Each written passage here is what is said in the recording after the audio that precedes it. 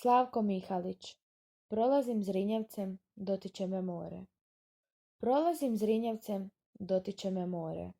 Čujem klik taj galeba, žamor golog mnoštva. Brod upravo pristaje uz kavanu Splendid.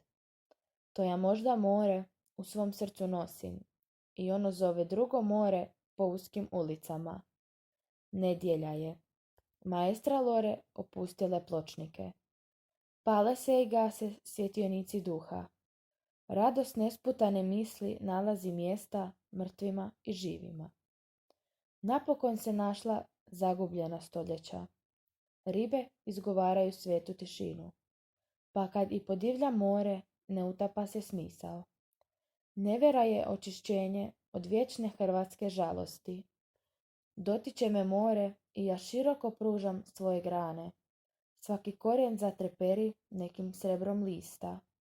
Javlja se podne stornja. Plima se diže do krovova. Veliki smo milijunski brod koji ne kani odustati.